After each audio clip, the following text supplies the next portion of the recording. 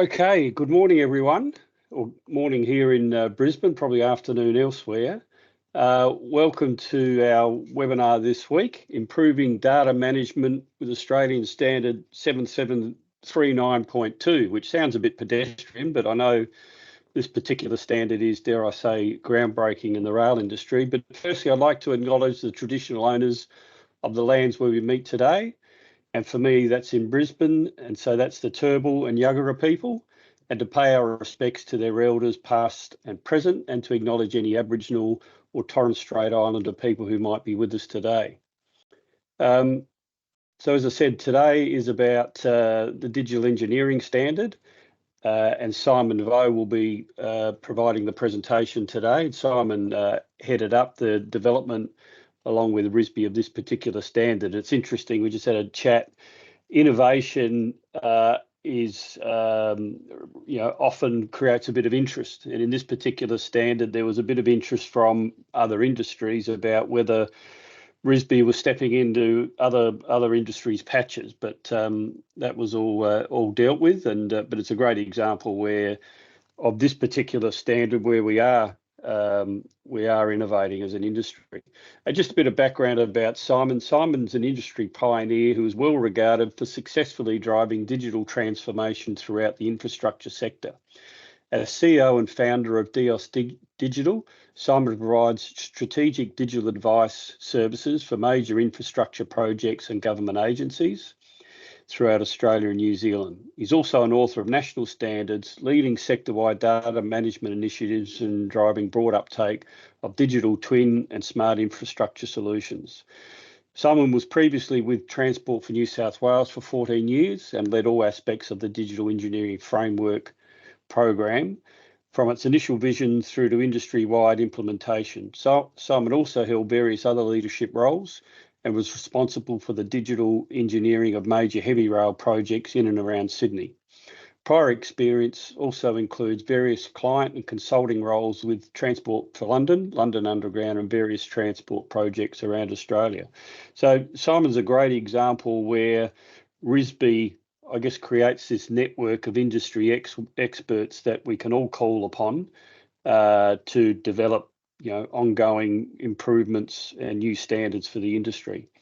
And just before I hand over to Simon, just a reminder, throw your questions into the chat box and we'll have a little bit of time at the end to go through those questions. So perhaps, Simon, without any further delay, I'll hand over to you.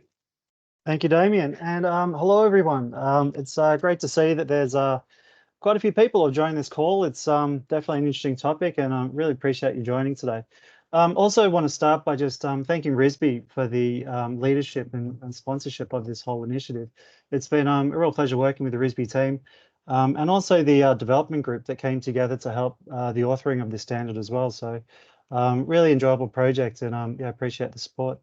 So yeah, just I know Damien just gave a bit of an overview of himself, so I don't really need to go into detail, but yeah, I've spent about 20 plus years in infrastructure, mostly in the railway. And in more recent years, for the last 3 years, I've been running my own consultancy, working with government agencies and major projects across ANZ. And it's really given me a fair amount of breadth in terms of understanding some of the challenges with digital engineering. But today we're here to talk about the RISSB standards. Also, just before we get into it, I have had the opportunity to work with other organisations producing documentation that's available publicly, and if you get an opportunity, you can check those out too.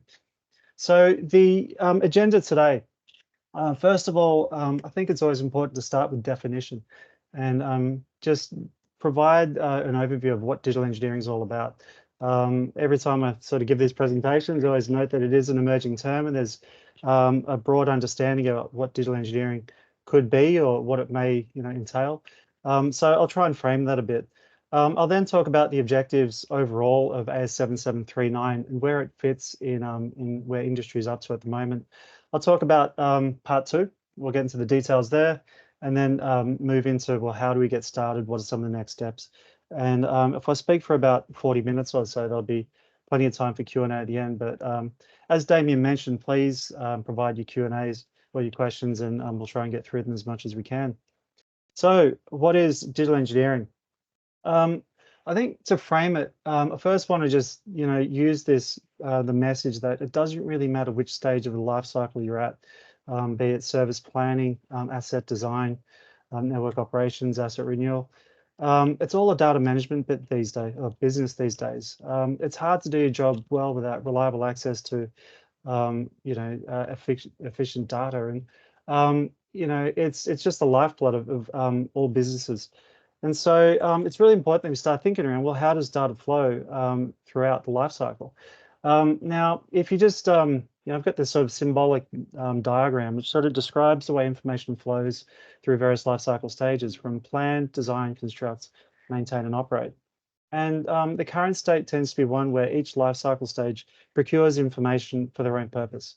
So during planning, it might be, GIS and further plans. In design, it might be CAD, BIM, and so forth. Then in construction, gets more detailed with certification. But in operate and maintain, what gets handed over tends to be, or is often disconnected. There tends to be a lack of reuse or handover of information effectively between life cycle stages. So what we have then is a state where data flow is manual, it's ad hoc, it's quite siloed, it's inefficient, and it's prone to human error. So the future state is one where we start trying to manage data as an asset, and that means managing it centrally. So we start developing systems.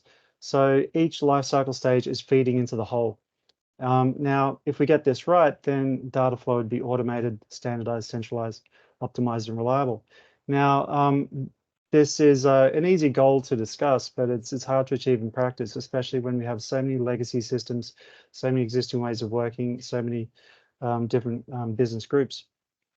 So we need to have a new approach then of how we're going to design the way this works. And so when it comes to a definition of what digital engineering is about, I often like to take a page from 3 existing books that try and define best practice. Now, for project management, you can go to Project Management Institute for the Project Management Body of Knowledge, or PMBOK. For asset management, you can refer to the Asset Management Council's AMBOK, or also ISO 55000. And for data management, which is lesser known in the engineering and construction sector, there's best practice defined by Dharma International. And so if I take a page from all 3 of those, then digital engineering, the definition that we've provided, is a collaborative way of working using semantic data management to enable more productive methods of project delivery and asset management.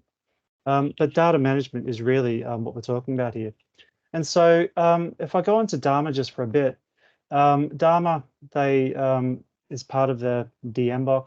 They've got this Dharma wheel, which is quite interesting, but it's also a bit challenging to read. So if I convert that into a table, they've got these main domains of sort of activities, subject areas.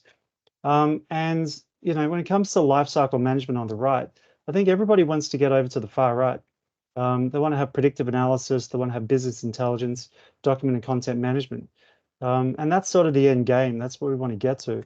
But for us to be able to achieve that, we need to shift the attention upstream. So it's really important to consider data governance around policy, stewardship, cultural change strategy. But the focus of this standard, AS7739 Part 2, is really about planning and design of the way data needs to work. So architecture, modeling, and so forth, which, I appreciate this is not familiar territory for a lot of people, but it just sort of helps to frame the conversation. And so when we talk around data and metadata, which is a topic I use a bit, I'll use the example of a box of cornflakes. Now, just imagine if you went to a supermarket and you want to buy some cornflakes and the box looked like what we have here. It'd be pretty hard to know what to buy. You wouldn't know if it's edible. You wouldn't know if it's out of date. You wouldn't know if it's, a premium product or bargain bin. And so the packaging contains a lot of metadata on it. So the source, the size, the ingredients, the brand, and the barcode as well. And also all the nutritional information. And so if you think about that analogy of data and metadata, and metadata adding so much value, then data modeling is really a specialized activity that designs the consistent architecture and structure of metadata. Now, let's come back to this. Metadata adds a lot of value to this product, it helps us make informed decisions. And so when we talk around data modeling, when I speak with a lot of different clients and talk around the importance of a data model, I often get told, yeah, we're already doing that. But often what they may be thinking of, or what they start to describe, is what I show here, either laser scanning, photogrammetry, GIS, or BIM. Now, all four of these are super important. They add a lot of capability to our projects. They help us to visualize, to understand, to plan, and to engage with our designing functions in different ways. Now, you could say they also hold data within these models, but none of these would really constitute what you describe as a data model. A data model, its full name is an entity relationship diagram, and it is a way of designing the key entities and their relationships, the interplay between them. Now, this is really the first step for designing databases, and this is what enables, in turn, automation. And so if we ever want to get away from just manually shuffling information around, buying information for one purpose and then essentially not having any reuse, if we want to link things together, then data modeling is really a capability that we need to start to explore. And so let's talk about the current state, on the way that projects tend to work. We tend to procure a lot of different information on our projects, be it survey, CAD. We manage documents using document management systems. I'll say 3D BIM now. I know that's not entirely right, but the BIM model being the sort of 3D aspect of your projects, it goes on. We have all these different deliverables that we procure in order for us to deliver our projects. But the way in which we tend to procure these different deliverables is often as disconnected data sets, often managed as files in a fragmented ecosystem. So it's really hard for us to join the dots. If you are aware of an asset and you want to find information associated with it, it's quite challenging. You can't just go to one source. And so the alternative, and this is where the light bulb moment, I guess, that now a lot of different government agencies, rail organizations are now exploring, is developing digital engineering frameworks, designing digital engineering metadata that is then interlaced through different deliverables. Now, the way in which that's often being undertaken, though, is with spreadsheets. Spreadsheets that almost act as data dictionaries, which are then used to specify the data that will go into survey, into CAD, into BIM, and provides a form of structured data. But the challenge with spreadsheets is that it's very manual and sort of prone to human error for creating these spreadsheets. It's very manual to administer them. It can be quite challenging for actually then entering this data into different deliverables. Often it takes a fair amount of manual administration. And then it also requires a fair amount of manual administration for auditing to do the quality control. So the alternative, instead of trying to manage things with a whole range of spreadsheets, which is seems to be much of the status quo, is to design everything as a database, and then designing the links between the central database and all the different systems. Now, I'll just move this around. So what we're really trying to achieve is linked data sets. Each manages a database in what I'll call a connected digital ecosystem. Now, I use the term CDE 2.0 to make a differentiate it from the common data environment, which is known very well throughout the BIM community. But because what we're trying to do here is actually design that data architecture to allow things to talk. And this is not just about your sort of BIM modeling. It brings together all these different deliverables. So we want to start designing that architecture, and to do that, we need to first design the hub. We need to get the data model right to be able to design that central database.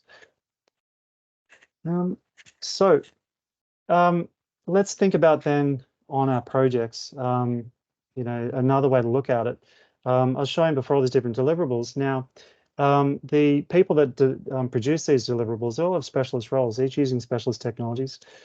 Each one has their own back end, their own sort of database sort of system, manages data, but it's really hard to connect the dots between these things. So the first thing we want to do is develop what is this project database going to look like. Now, as I said before, we use a common data model to design the database. And then we can then start building the linkages, the metadata exchange between different systems to a central core database.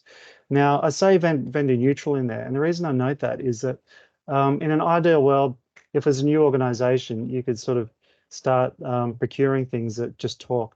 But for most organizations, especially working in government, you are surrounded with legacy systems, systems that were never really designed to work together. So, you know, your schedule, your cost management, your BIM management, your CAD, your documents, each one of these things tends to be its own sort of discrete ecosystem. And to get these things to talk means we're going to have to start designing those linkages. Now, let's take it up a notch and think about the different roles outside of the specialist roles, the sort of more project-based project management roles, such as, you know, your planner, your procurement manager, design manager, and so forth. Now, what do they want? What you hear a lot described in various strategies, various sort of business plans, is this concept of a single view of truth. And if you boil it down, it's really about business intelligence.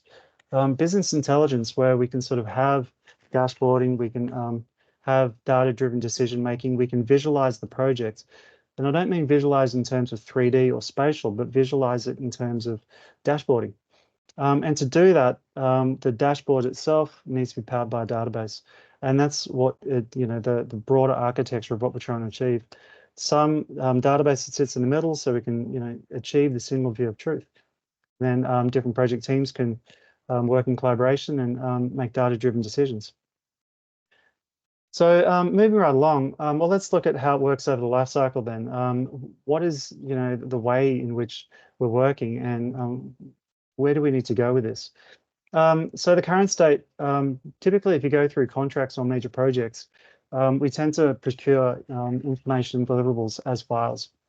We'll, you know, procure, we want a BIM model, we want drawings, we want reports, we want certificates, and we want them in our records management. We just procure a whole bunch of files. Now, the challenge with that is that it's hard to go backwards. It's hard to go historically back through history books, especially when you're trying to investigate things about assets, systems of assets, localities. The other challenge is that when you move from the plan, design, build phase to handover, we're moving away from file management into databases. Most major rail organizations have got their asset management systems, be it Maximo, SAP, Ellipse. And so they are, you know, established databases. And so what tends to happen is during handover, this is when a lot of the metadata that is required to populate those databases tends to be created. And this ends up being a bit of a hold point. This is why handover can often take 6 months, 12 months, sometimes much longer, to get from this sort of file-based approach to databases. So that's a real challenge for us. Like you know, if you think about this and you just look at the overall life cycle generally, it's not sustainable. It's just really inefficient. So the future state is one where we start trying to design things like a database, like an ecosystem the whole way through. Now, this is what we'll describe as the digital asset lifecycle. To do this, we need to design what is that metadata payload from one stage to the next.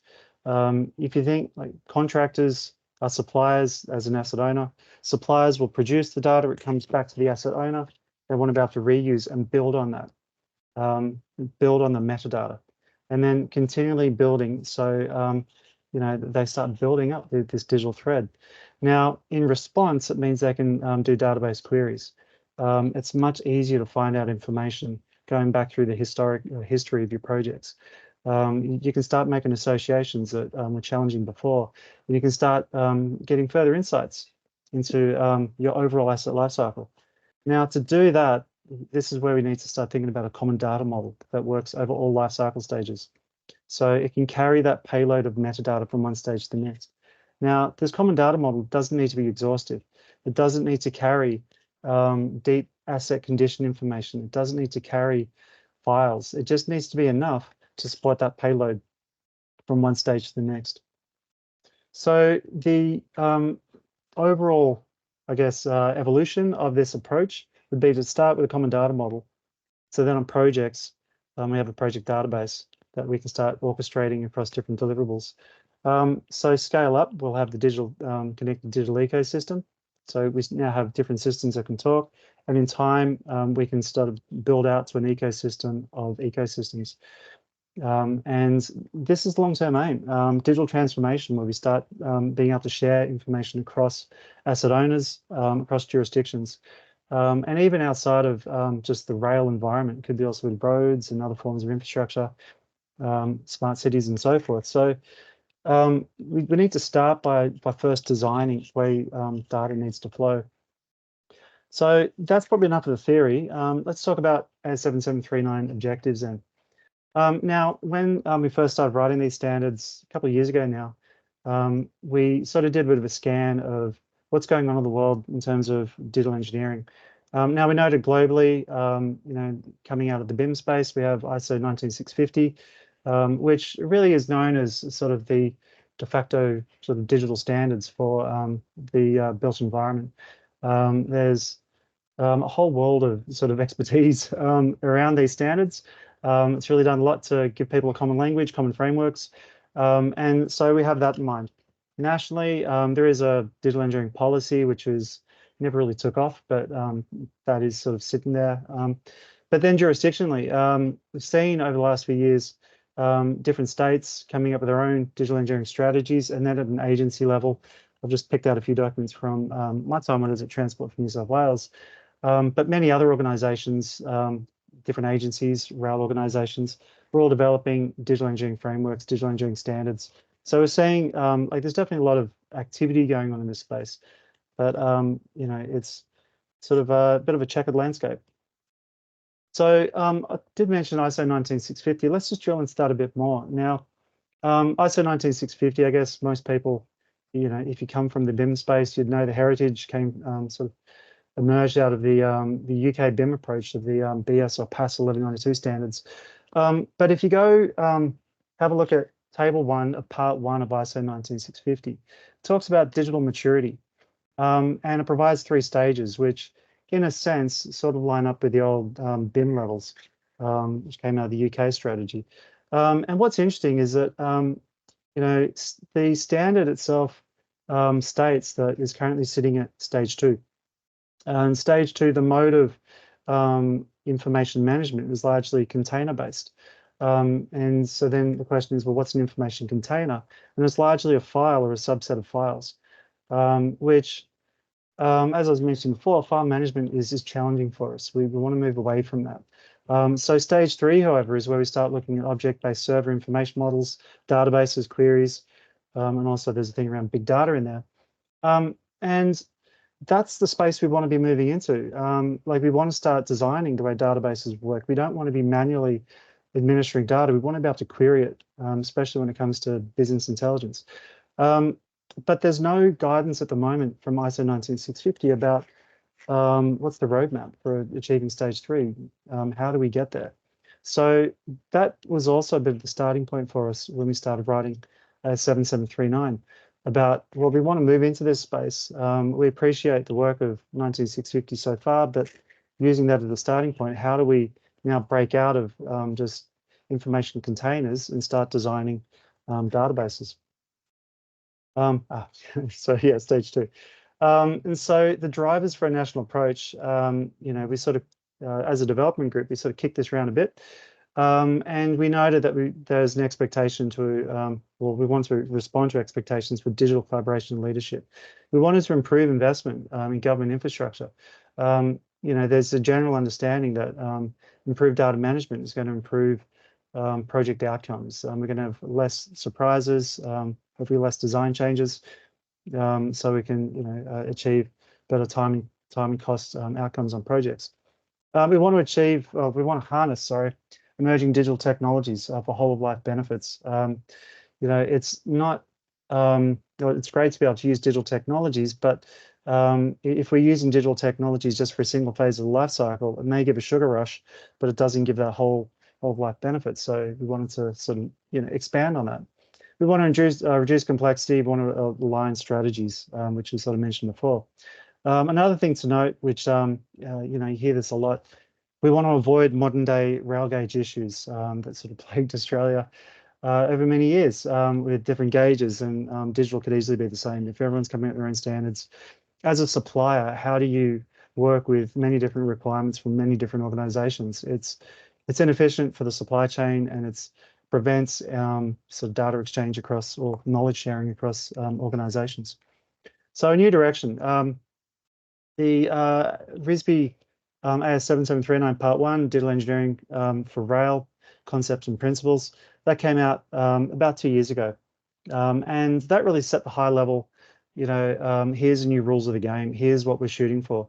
And Part 2 just came out 2 months ago now. And so early days, but like this standard is now out for public review. Public, to be able to pick it up and start learning from it and working out how to apply it. So a quick recap on Part 1. This standard was really about introducing the why, the what, the who, and the when. Key concepts. First of all, I mentioned before, we talked about different bodies of knowledge, AMBOK, PMBOK, DMBOK. There was no central body of knowledge for digital engineering. So we wanted to use Part 1 as a sort of collective, telling a bit of the story of, okay, where are we coming from? Where are we going? I've mentioned before, we want to think beyond BIM. The CDE approach is something we haven't really discussed, but sort of go into that with Part 1 about, where the CDE, the Common Data Environment processes, how they originated, and how there's an opportunity to think beyond that. And that's where we talk about CDE 2.0. We talk about modern data management, moving away from electronic files to databases. But I'll go down the bottom. Really, it's about also emerging digital roles and responsibilities for the asset owner. As asset owners, it's important to take a leading role in this. If you're passive, then what you end up getting is just a mixed bag full of different deliverables that never really plug in together. There's going to be no connectivity. And in my time at Transport, so there's where I could name, or I could, there's at least 50 projects where there was great modeling being done, these amazing data-rich 3D models, but there's no reuse, never being picked up and reused in later stages. And so the vision was there, but just the lack of reuse. So in Part 2, what do we want to do? The aim of Part 2 was really to build on current developments and progress of digital engineering. We wanted to combine globally leading best practice. We wanted to specify the building blocks for national consistency. We wanted to reduce complexity. We wanted to provide a method for creating and classifying information relating to rail assets in a consistent manner. And finally, we wanted to simplify the mapping of asset information to provide a consistent, repeatable information delivery method. And really, it's about designing the database to enable that. The two key components, firstly, a common data model and a common data dictionary. The dictionary was a bit of a funny one. We had to provide it in the form of a spreadsheet, but it's enough to get started. But the data model itself, it has 4 main domains. And I've just sort of introduced them. And I should just point out, I used this sort of Venn diagram as a sort of a signifier for the data model, only because you have this sort of overlapping concepts. These things are all connected, and sort of a Venn diagram is a nice little sort of way of describing that. But the data model itself, as I say, 4 domains. The first one's around commercial information. And this has key details relating to commercial data entities for the project or contract. So if we want to carry information from one stage to the next, then what is the commercial metadata that we need to tag to things, so we know, okay, this is one part of the chain. The second one, work packaging. All contracts pretty much feature work packages. And work packages, what are they? Well, you could say they're temporary contract-based labeling of physical works, grouped into project or contract-based work packages and zones. So we sort of have our project scope, and then we carve it up. We break it up into specific disciplines, but it might be broken up into localities or repeatable works, but we sort of carve it up. Now, the next one down, physical assets. Physical asset and location breakdown based on Uniclass classification system with mapping to client bespoke classifications. Amongst the development group, we discussed this a lot about the importance of a common classification. And we noted that in the Australian rail sector, but also just in the Australian infrastructure sector in general, there is no one classification system. We noted also that various states around Australia have put out papers to promote or advocate for the use of Uniclass. Queensland, Victoria, New South Wales, with the Transport for New South Wales Digital Engineering Framework, all come to mind. There's a general recognition that there is something in Uniclass that we can harness, and what it ends up boils down to is just a common digital language. Now, the challenge though is that this doesn't mean that any asset owners are necessarily all ready to use Uniclass, and so there's a mapping process that needs to take place. There's also a recognition of how classification really works, and you know, I have seen on projects where, you know, Uniclass is used, but it's just sort of ad hoc codes stuck into BIM models, put onto different deliverables. Coding, just, you know, using single codes, chuck a product code into something isn't enough. It's really about how these codes associate. Almost, you know, you could say, how do they concatenate? So your location breakdown, your asset breakdown, bringing these codes together from different tables to give everything a hierarchy. And then how do you map that to client classification? So physical assets and use of Uniclass is a whole body of work. But as a group, we decided that Uniclass would provide at least a commonality for us to be able to develop a data model. And finally, information deliverables. So there are, you know, many key project data sets that we use on projects, and we wanted to catalog them in terms of geometric and non-geometric information deliverables. So CAD, BIM, GIS, documentation, and so forth. So with this, we are not trying to use the data model to hold all the different deliverables, but how do you at least link to them? And so let's talk then about, you know, the common equivalence of how these four sort of domains sort of work, and what is the current equivalent out there already? Because this may seem abstract, but we use a lot of this information a lot already. Now, for commercial information, we already have standard pro forma contracts. So AS 4122, general conditions of contract for consultants. It's like a template document. Now, if you imagine taking that template and putting it in a database, simple as that. And that's what commercial information is really all about. It's about how do you standardize what fields are required to be able to say, right, like this is the sort of project breakdown as such. And we'll get into it in a bit more detail. But the second one for work packaging, there's a whole body of work around advanced work packaging that tries to use different forms of work packages for sort of different activities. But for us, we wanted to come up with a standardized way of what is a meaningful and I guess repeatable process for labeling work packages. For physical assets, you know, on projects, we already have tabulated asset registers, bill of materials. Now, for physical assets, we want to standardize the combinations of Uniclass coding, and then we also want to standardize the way in which we describe instances of assets using you know, Uniclass as the coding system. But, you know, the equivalent is just your asset register. So if you think along those lines, then it helps you understand a bit more about what that domain's all about. And lastly, information deliverables. The equivalent would be your master information delivery plan. In the BIM space, this is a common process of listing out, here are the deliverables we're going to provide at certain times. So if you think along those lines, that's what this part here is really about. It's codifying your MIDP. And so how are these things related? Well, you know, everything that we do in on projects, it's all done under contracts. And one contract has many work packages.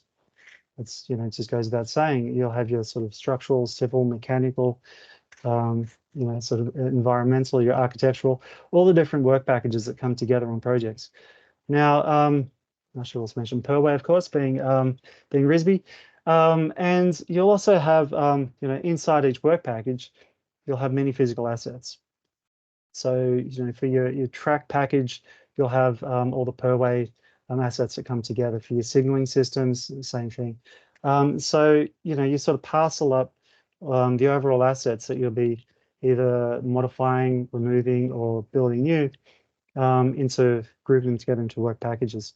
The other thing to note is that each work package has many information deliverables. Now, you could also go one step further and start to link information deliverables specifically with physical assets. But just as a start, just to go, okay, this data model will work, just to go, we can group things in this way. It gives us a springboard for further development if we need to, but this is the basic relationship that most major contracts tend to operate under.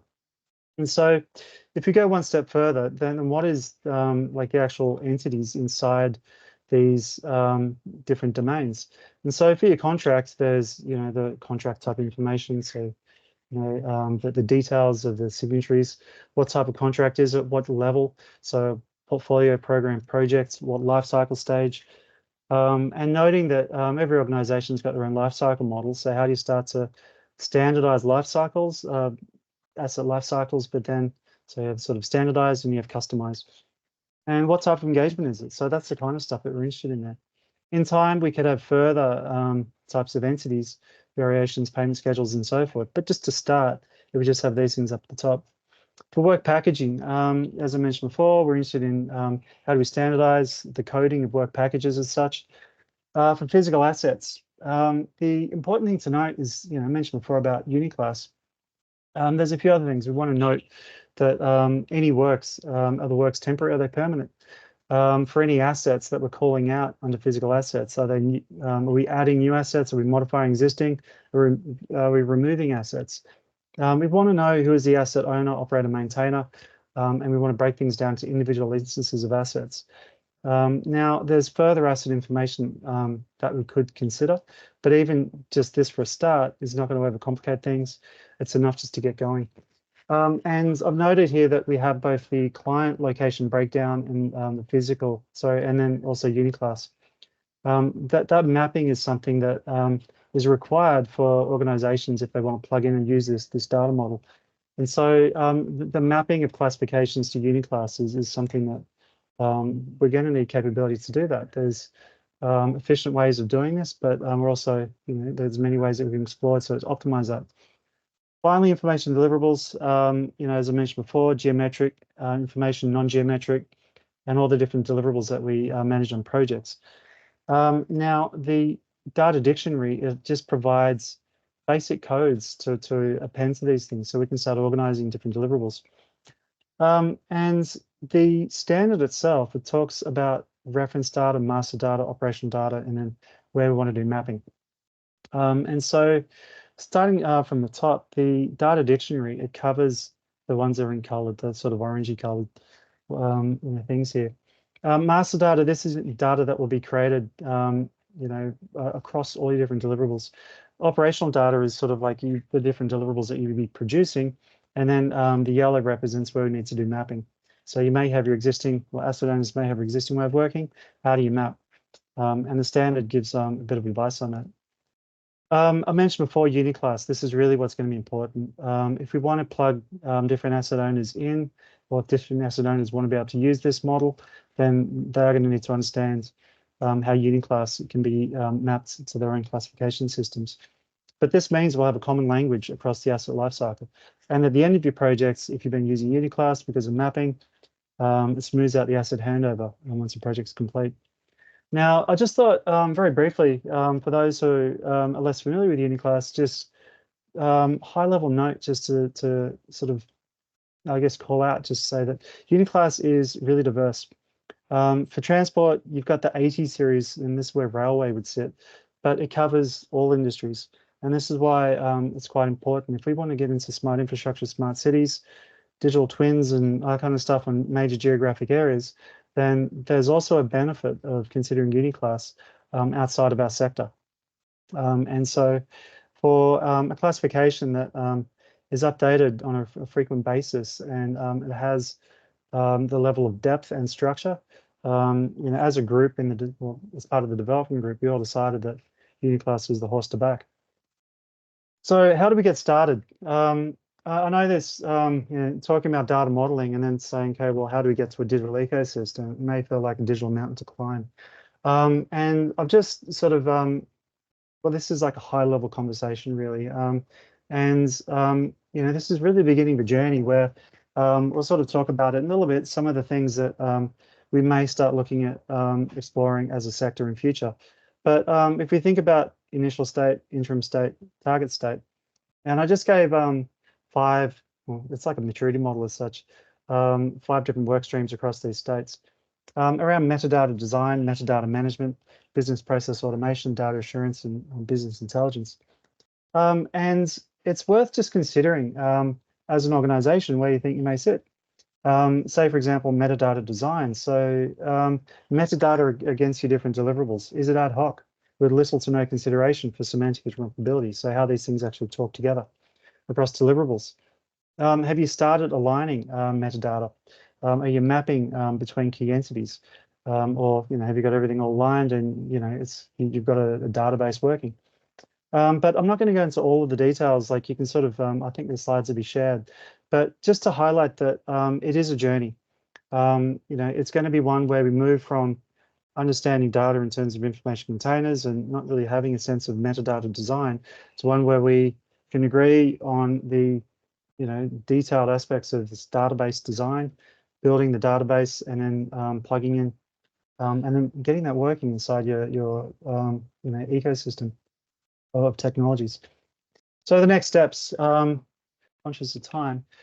So the next step, well, like this is sort of, it's still a bit uncharted, to be honest. We've had initial conversations, well, RISSB's been in conversations with the development group suggesting that, well, further guidance material, especially for database implementation, would be required.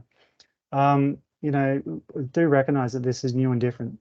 And that, for an organization that's uninitiated, then where do you begin is something that we are possibly going to consider. The other thing to note is that we did discuss, do standards provide guidance on implementation? And it was generally agreed that the standard just provides principles, but the guidance of how to get there is something that we'd explore as a separate thing.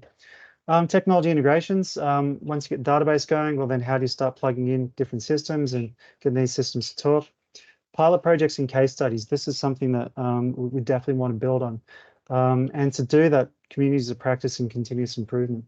And so I guess, you could say this meeting is, or this webinar is a bit of a call to action. We're keen to break down silos and get people talking on this sort of level, to spark an interest in this level of data design.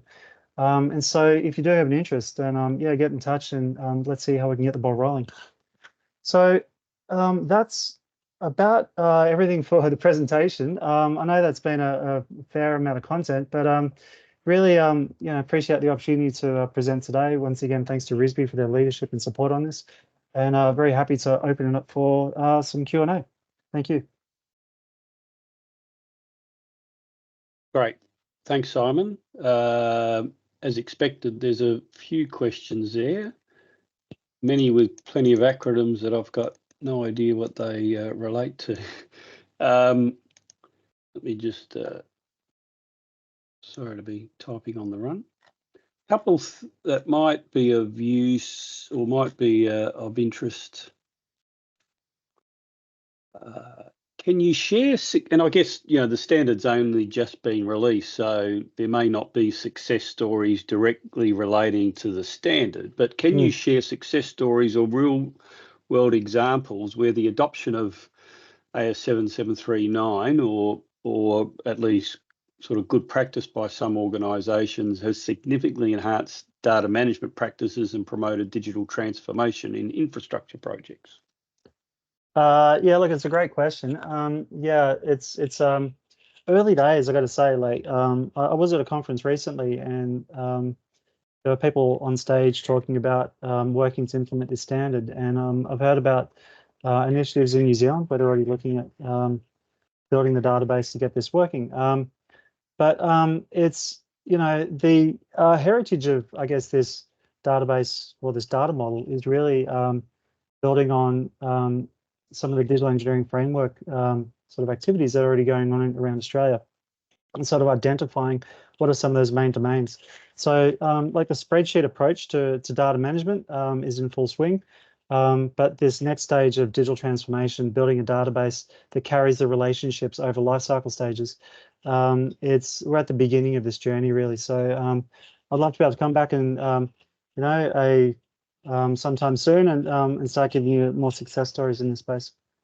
Yeah, and just thinking out aloud, it really is up, due to people like yourself and, dare I say, RISSB creating that opportunity that the rail industry can be proactive in this space rather than sort of, I dare say, many organisations and industry might be having to react to market forces or government directions over time.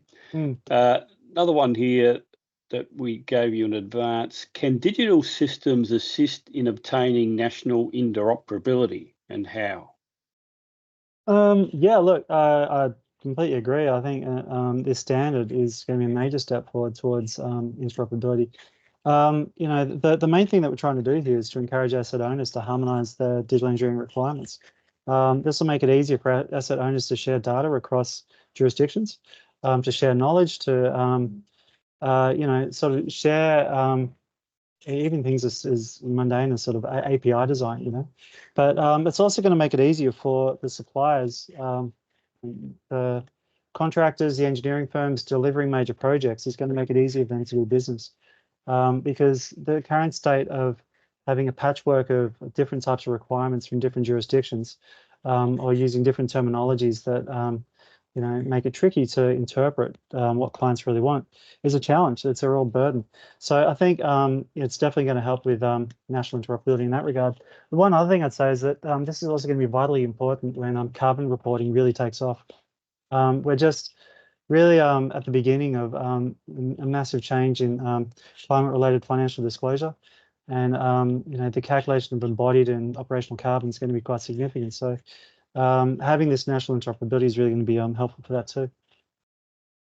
Okay, these two questions I think are related. You talked about physical assets, but what about the software, e.g. signalling?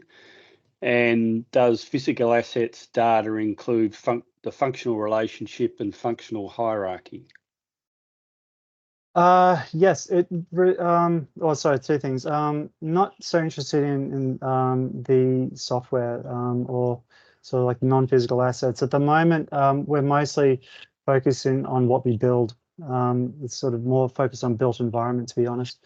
The relationships between these things are definitely, and this is where the sort of intelligent use of uniclass comes in, of combining the uniclass sort of functional requirements, the system requirements and products comes into play.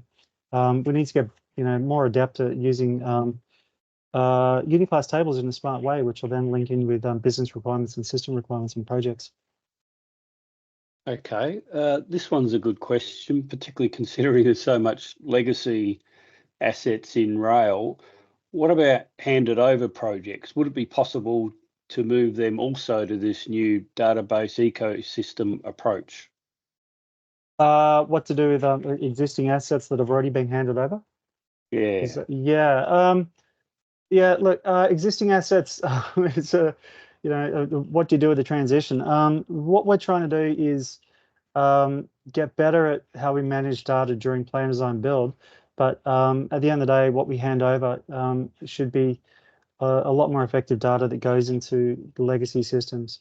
We, as a development group, we had a lot of conversations around the challenges of, like, if we said, right, we're going to use this over the whole life cycle, we're going to get massive pushback from the asset management, operate and maintain phase of the life cycle, because they've already got their existing systems.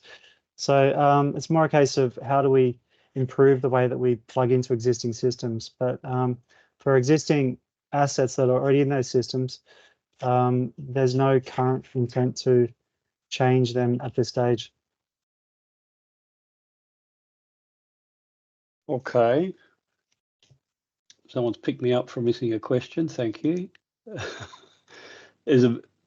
Can you see the chat, Simon? Because it's quite a long question. I can't see the I'll ask the start of it perhaps, and it'll be there later. And just for everyone's benefit, what we're now doing is capturing all the questions and working with the presenters after the event and posting the questions. Can we anticipate an Australian accreditation that acknowledges this key project organisational role and skill as an enabler of this standard and the achievement of the future state? Yeah, it's a good question. To be honest, I haven't really thought too much about accreditation at this stage. Right now, we're just looking for enthusiasm, really. We're looking for people that are going to get involved and, sort of well, just bring things to the table or be willing to try it out, to give it a go. But accreditation, maybe in future. I know that there's accrediting bodies for most other things, but that wasn't necessarily on the roadmap at this stage. Yeah, and I guess that's the, dare I say, exciting thing when we're dealing with sort of a new innovation, is that we, again, under the RISSB umbrella and by bringing subject matter experts together, get the opportunity to actually map the pathway forward. Yeah. Rather than sort of someone else set up whatever an accreditation process might be. If it currently doesn't exist, I would expect some of the work out of this ongoing work will be to suggest what a framework might be to accredit and recognise experts in this field. So, it's interesting. We've got, without digressing too much, we've got a lot of products already RISSB for existing technologies, and they'll continue to be maintained. And we'll put sort of greater emphasis on new technologies, whether it's digital engineering, whether it's some of the sustainability stuff that's going on, to make sure that, as I say, rail starts to actually set the pathway forward rather than react after the event. Yeah, for sure. You want to be on the front foot. As I say, there's a number of pretty good questions here. Let's see this one. This sounds controversial. What if a contractor wins a contract and only uses Maximo or SAP because they have a business agreement with them? How do all the lifecycle systems plug in, meet this new standard and work together commercially? Is the framework vendor neutral? The intent is to be vendor neutral for sure. And so the aim really here is, if you talk about like Maximo or Ellipse or something like that, they mostly sit once the project's finished in the operate and maintain phase, unless you talk about major periodic maintenance. But the intent here is more the fractured digital thread over plan, design, build, and just trying to link together systems that are currently in use. So yeah, look, as an asset owner, when you're putting out the tender, the client sets the requirements on what is going to be required. So if everyone wants to work in this way, then we would hope that industry would come along for the journey. All right, Simon, look, there's a few other questions there. As I said offline, we'll capture them all and work with you if you're happy to develop some responses. And I guess the questions often reflect the interest in the subject. So no doubt us telling people in advance about this subject has piqued some interest for people, particularly in this field, not surprisingly. So that's really good to see, and we'll make sure we capture all those questions and provide the feedback. Look, really appreciate you making the time and everyone else online making the time and thinking on the run to some of those questions. Appreciate that. And just to remind people, the next RISSB webinar will be Victorian rail requirements, stakeholders, standards and waivers. There's a logic to the madness. It will be presented by Amy Lazar, Chief Engineer, Rail Network Design and Integration at the Department of Transport and Planning in Victoria. And Amy's a regular presenter on the webinars and normally a subject that gets people thinking, which this one particularly sounds like. So look, thank everyone again for their time. Again, Simon, thank you, not just on the webinar, but for your leadership with the development of the standard. And hopefully we're able to continue to call upon you with that leadership. And as I said, particularly with emerging subjects and the framework that RISSB facilitates, it really does give industry players the opportunity to set the direction on new technology like this. Thank you again, and enjoy the rest of your day. Thanks, Damien. Cheers. Thanks, guys. Bye.